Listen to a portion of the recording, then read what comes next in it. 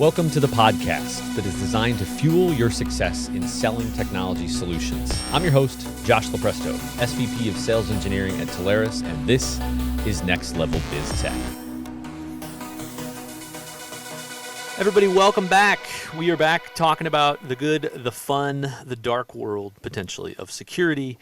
But today, what we're talking about is managed detection and response. So the critical thing, we talk a lot about it as MDR. And so today I want to talk about the R. I want to talk about the response and why that's so important. On with us today, we've got the wonderful, the amazing Nick Enger of ATC. Nick is a CTO, he's an evangelist, he's a thought leader, but most importantly, he's a fantastic partner of ours. So Nick, I want to welcome you on, man. Hey, thanks for having me. This is exciting. Hey, you get a different voice when you do the podcast. I love it. I know, man. It just turns it on. It's awesome. Happy to be here. This is exciting, and this is a topic that is timely for all of us in the agent community. So let's jump in. I want to start off with hearing about where you came from. You know, I know that some people have linear paths where they start out doing what they want to be doing and they just continue on that path. Some of this world sucks us in and people start out completely unrelated to this at all, and then you can just never get out. But I would love to hear and everybody else hear, where did you start? How did you get here? Yeah, I have a rather unique story on how I landed where I am. So growing up, I reside outside of Cincinnati, on the north side of Cincinnati in the suburbs. Grew up a place called Westchester, Ohio, and I had worked at a country club growing up. And I worked there like 12 years old, 11 years old as a caddy, and kind of worked my way up through the Heritage Club life, and kind of worked my way into doing the cart barn to bartending and working private parties. And I ended up working there all the way through college. I decided to stay in Cincinnati and went to the University of Cincinnati and paid my way through school of working at this country club, Heritage Club in Mason, Ohio. Well, one of the members at the country club happened to be David Goodwin with a company by the name of Advanced Technology Consulting. And this is going back 18 years now. So 18 years ago, they were working out of the basement of their house.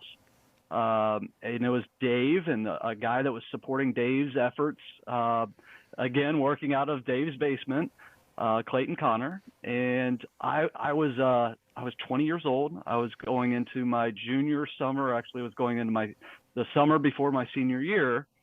And Dave approached me as I was working at the club, and one thing led to another. And I said, yeah, I'm looking for an internship if you know anybody. And just kind of threw it out there. Didn't know anything about what Dave did, but just seeing if he was kind of expanding the network. Well, next thing I know, I'm interning in the basement of Dave's house, learning about the technologies that they are consulting upon. And at the time, I mean, we were 18 years ago, right? So we were talking more, and admittedly, we were more of a brokerage. We were really saying, like, what are you spending on your long distance today? And let me get you 2 to 3 other options. Or what are you spending on that internet circuit today? And let me get you 2 to 3 other options. And that's really where the business was at that time.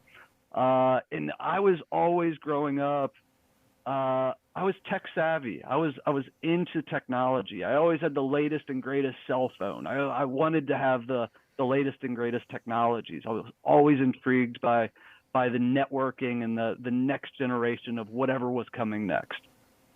So when I got involved with ATC, I got to hear about all the new technologies and voice over IP and how cool it could be, right? And how it's going to change the world. And I was very green. I didn't know anything that we were really selling. We were talking about PRIs and all these legacy services. But it was 2007, and I was knee deep into voice over IP. And I learned everything I possibly could about voice over IP at that time. So I worked there for the summer internship, ended up staying and paying my senior year, working at ATC part-time and going to school part-time or full-time, I guess you would say. And at the end of it, I was getting approached. I graduated college, and I for whatever reason, the universities kind of pitch you to going to the big companies, like the Fortune 100 type companies, and I had all of those offers. And then I had little old ATC's offer. And working out of a basement of a house, it was either P&G or GE or ATC in Dave's basement. And that was a tough conversation with my parents. Talk to them about, like, I'm going to roll the dice. It's a good idea. It's a good idea, I promise. Yeah, and my parents, they grew up with they worked at the Fifth Third banks and the large machine tooling companies, and they were the big companies. And working for ATC with 3 employees was like just off the grid for them. Like they were like, "What are you doing?" But they let me do it, and I haven't looked back since. And it was the best decision I've ever made in my life. I love it. I love that any great business, any great start. I love when there's a garage, when there's a basement, right? Because it's bootstrappy, it's hungry, it's aggressive. You figure it out and you make it work. So kudos to you for taking the leap. And it's I can validate it's been a great decision for you. It's been a fun ride. It really has been. I mean, we started with the 3 folks in the basement and just grinding it out. And we once voice over IP kind of came around, we started getting a little momentum behind us. Like, we knew what we were doing. We cut our teeth really early on. We found the pitfalls of voice over IP and how to implement it. And with that, we expanded a little bit. Like, we kind of started shifting our model a little bit from that brokerage where we weren't providing any value but cost savings, to this model of, like, we're providing strategic value to these clients.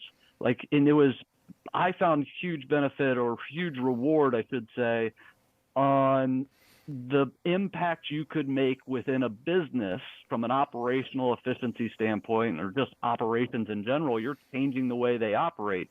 And I found that incredibly rewarding. So with that, I mean, from the voice over IP days, and then we started expanding into larger voice networks and larger contact centers, and data networks became a hot topic with the MPLS environments and later SD-WAN and SASE.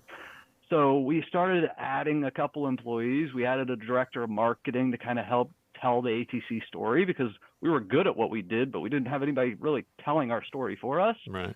So our director of marketing came on board then, and he's been on with us for going on 10 years in July this year. So it started off as, the 3 amigos, and it was the 4 amigos working in a basement. And now it's like we have 16, 17 IT ninjas out there that are helping. And we've had to modernize the operation, the organization as a whole, to effectively scale. But it's been so exciting and so fun.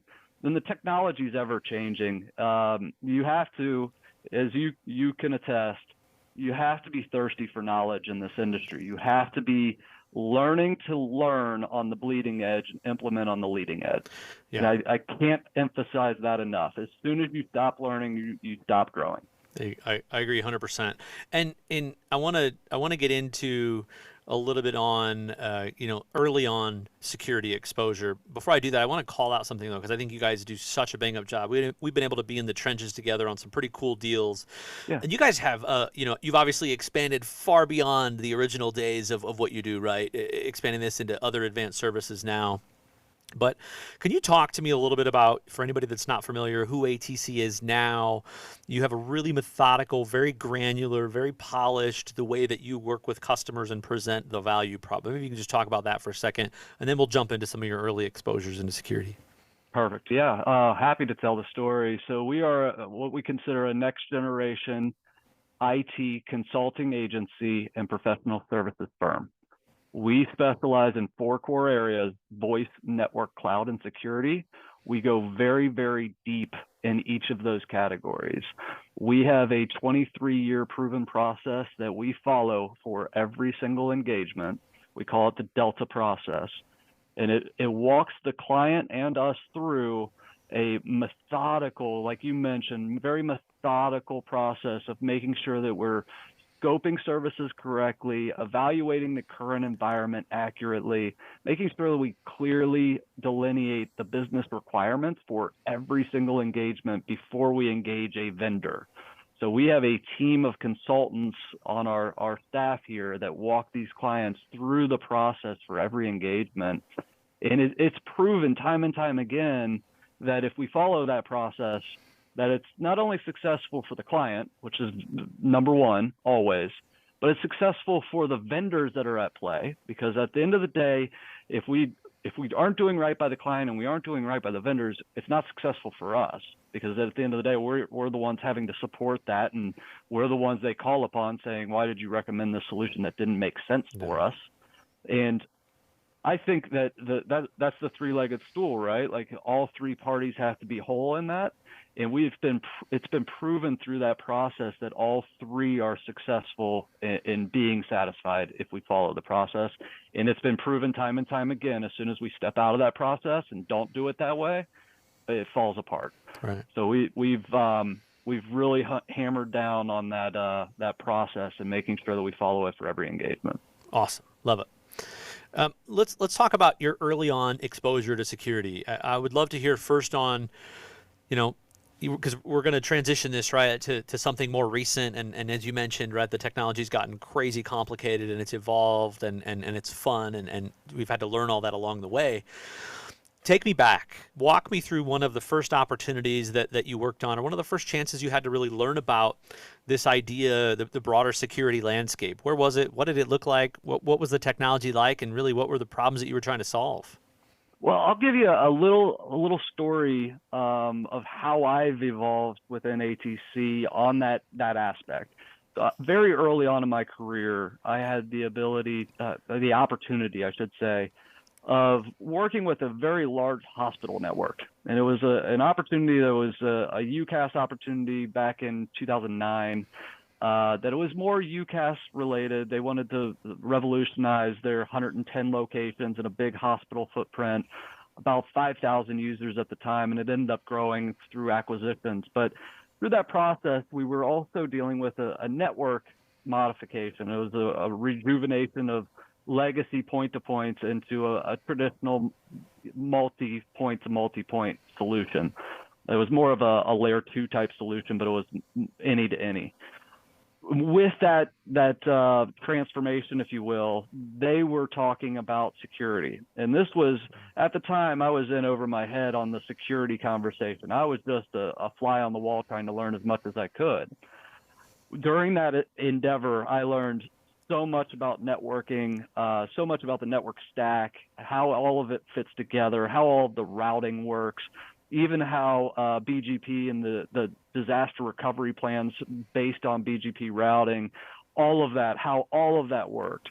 And it gave me a different lens where I was just talking to them about UCAS and maybe a little bit of contact center back then. Now I was having a conversation about like real deliverables in the security framework. So fast forward a couple years, we were very lucky. There is a vendor in our backyard in Cincinnati that is one of the early on MDR before MDR was MDR. Mm-hmm. The name of the vendor is Vigilant, and they happen to be way out ahead, and they happen to be in our backyard, like literally in the same 10-mile radius of us. And they kind of took us under their wing and showed us what security was really about, like what they had to offer and what's different in the marketplace. It was a different conversation. It wasn't about firewalls. It wasn't about antivirus. Like, it was all of a sudden like that, those were table stakes.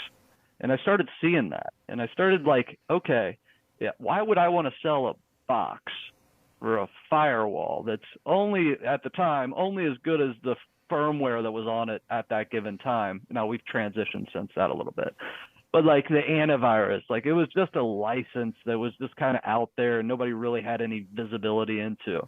Well, these guys were like talking about putting network taps in and talking about like ingesting things, and I'm like, who's eating what? And at the end of the day, like they were so far out ahead, and it was like getting our minds right about the security topic and what's the differentiator between MDR and like the traditional security aspects. That was really eye-opening. And that was going back, like looking back, that was like 2017, 2016, where MDR wasn't even being sniffed. But we got out ahead of it. Love it. When if we pause at that spot in the learning for just a second. And let's say I'm a partner and I'm listening to this, and maybe I feel like I'm that way now, where I've gotten up to speed on what's happened the last few years, but maybe these last 24 months I haven't paid attention to how aggressively the technology has grown and innovated.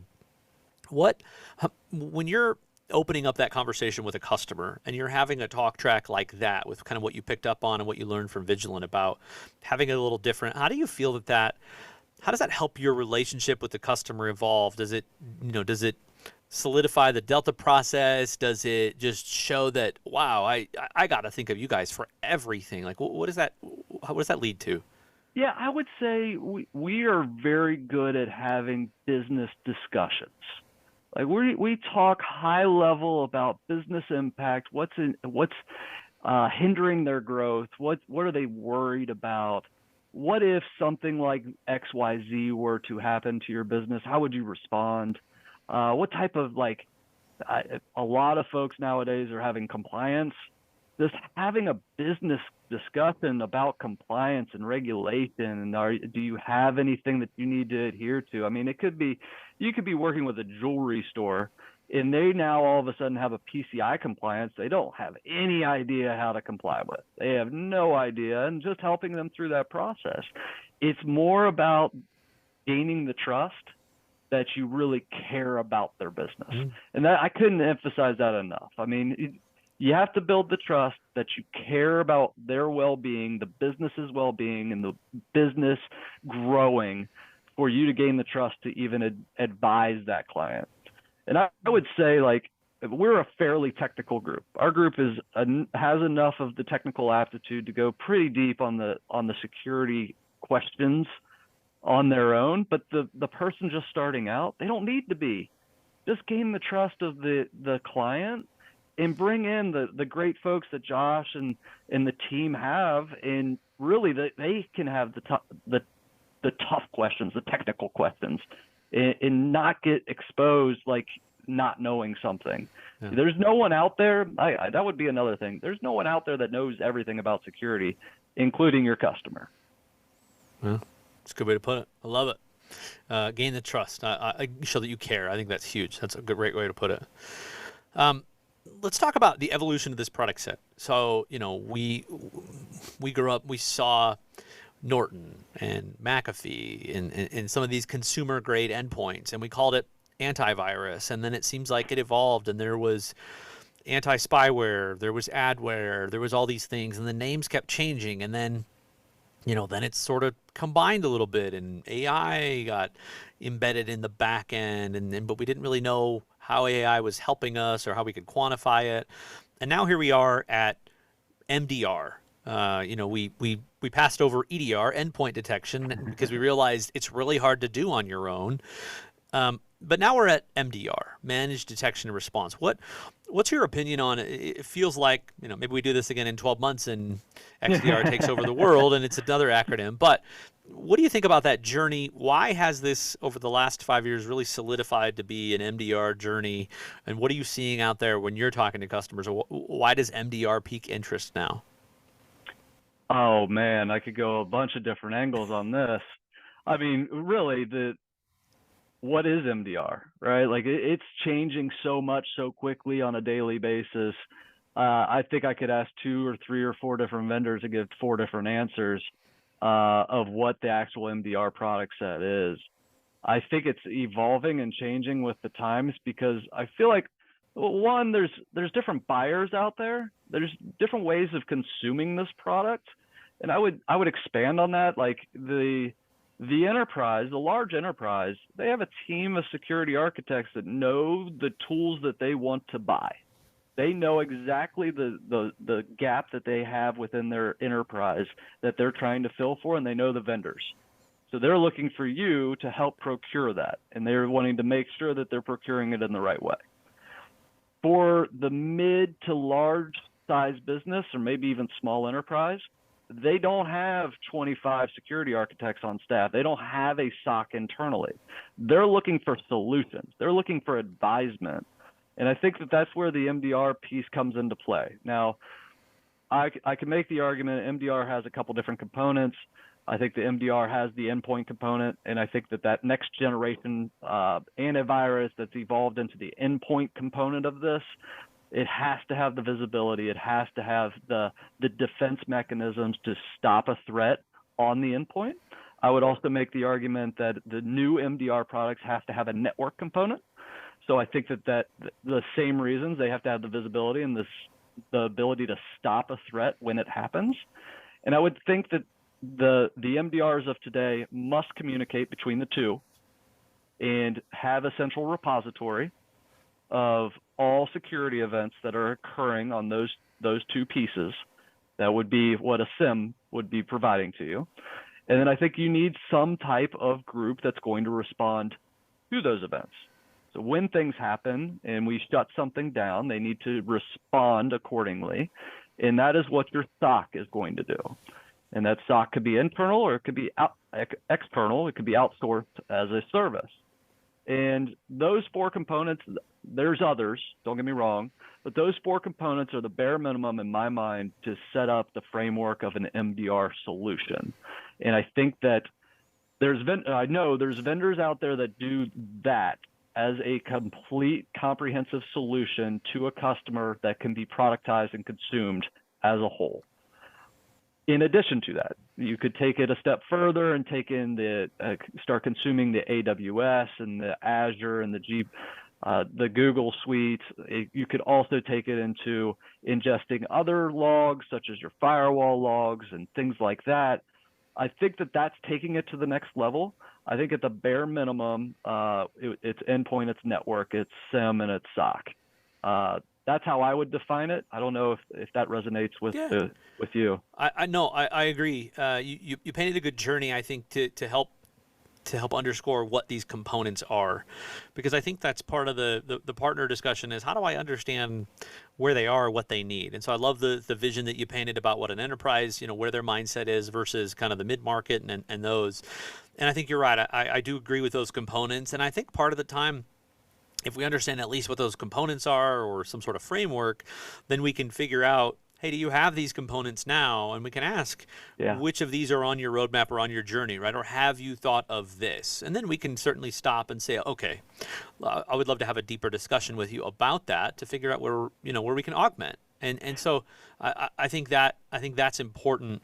The one thing I want to go back to that you brought up a great point on, I would love to hear your opinion on this, is if we flash back to kind of what traditional antivirus was, where it was signature-based, meaning, okay, I know the 1,000 or 100,000 or whatever viruses are out there, they all look exactly like this. I'm going to look for one of those. And then if I see them, I'm going to quarantine it and tell you I did something great for you. Thank you, Norton. Thank you, McAfee, right, for bogging down all of our computers forever.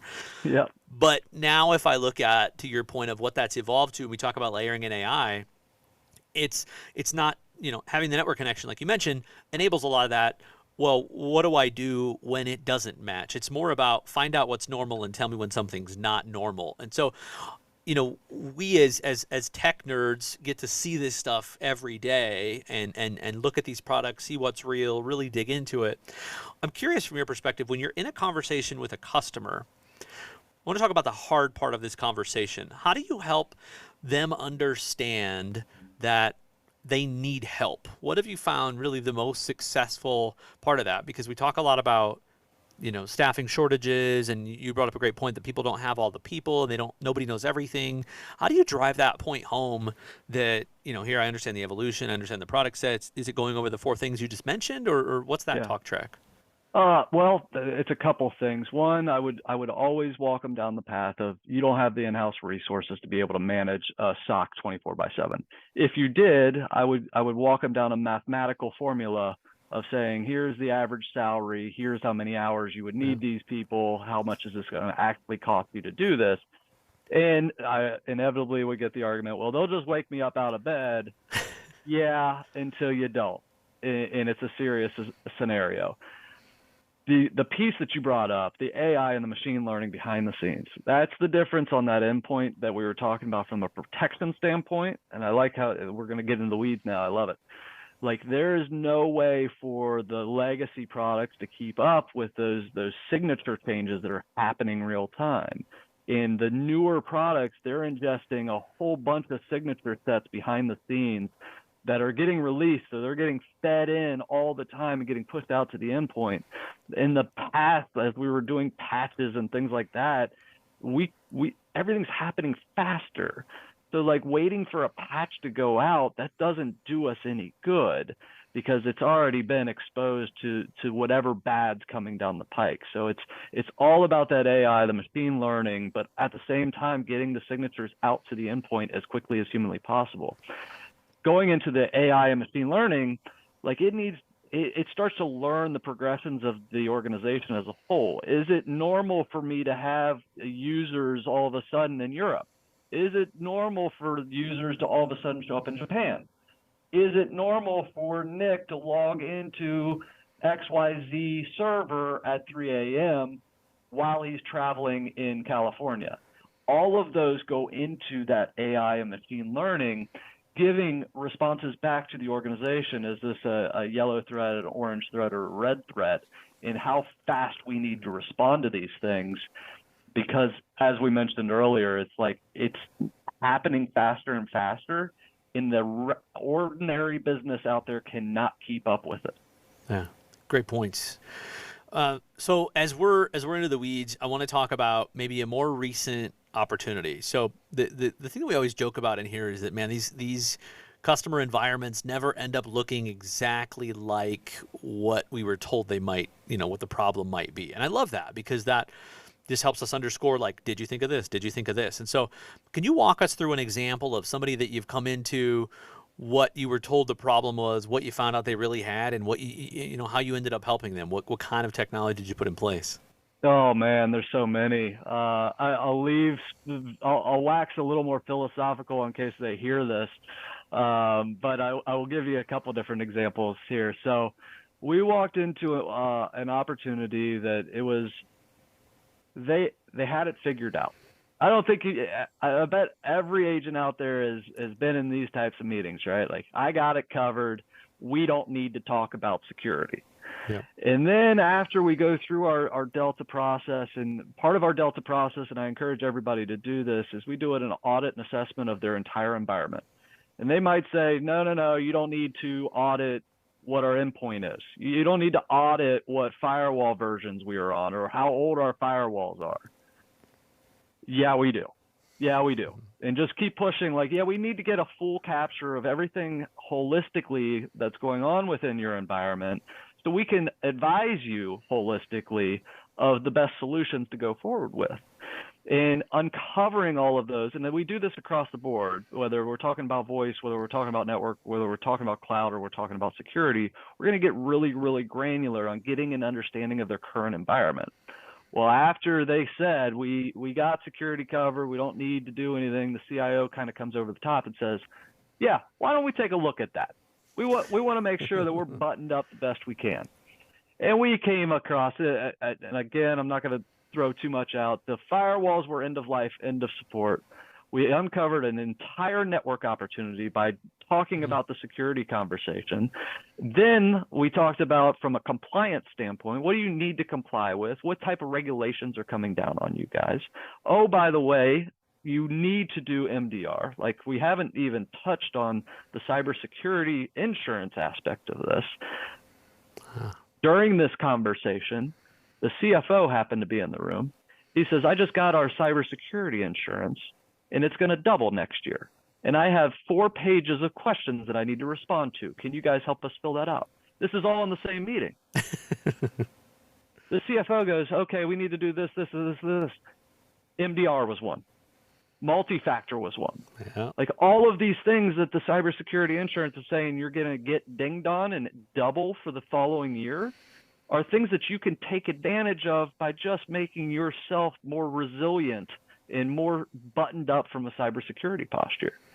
So after we went through the laundry list from the cybersecurity insurance audit, as well as our own internal audit, we uncovered that this is a perfect fit for an MDR, SOC as a service, and they ended up going down this path with us, deploying all of this, got their assessment done by the cybersecurity insurance company, and it didn't raise a penny. And they spent less money on the MDR platform that we deployed for them than the cost for the cybersecurity insurance was ever going to be.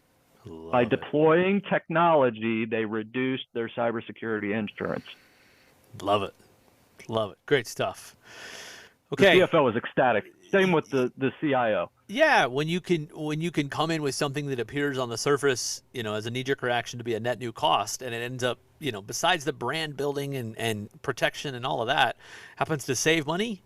Yeah, you're a hero. You're in that deal forever. Absolutely. I actually just talked to that CIO yesterday. I had dinner, a group of folks at dinner, and I asked, how's it going? How's the SOC as a service and a SIM and all of that? How's it all working? Phenomenal is what he said. Phenomenal for a guy that's he has thousands and thousands of users. Phenomenal. Awesome. Love that. Good stuff. All right, as we wrap this thing up, let's look forward. At the rate that technology changes, we can't look forward too far. But advice, curious from your perspective, if you look out 12 months-ish, what do you think changes, right? Anything else, trends for us to pay attention to, different areas you want to focus on? Kind of curious where you think this thing goes. Take that anywhere you want.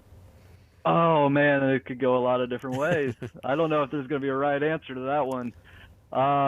What's hot on my mind, right? Like I feel like managed detection and response is going to expand. I feel like it's going to grow a little bit.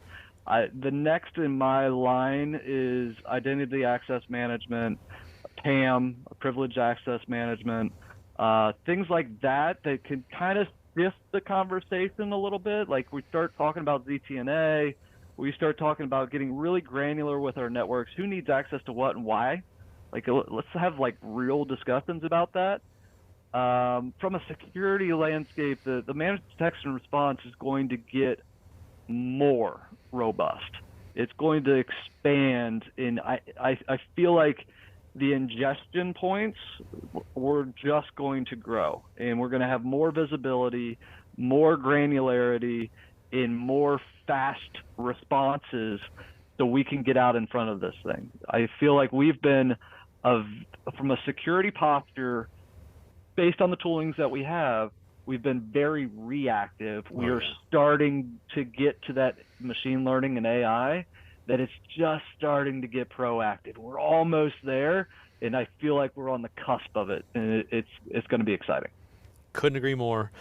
Good stuff, fun to pay attention to. I'm certainly excited to see what comes next. So, Nick, hey man, I appreciate you coming on and doing this with me, buddy. This was awesome. Let's do it again. All right, deal. Okay, I'll take us out.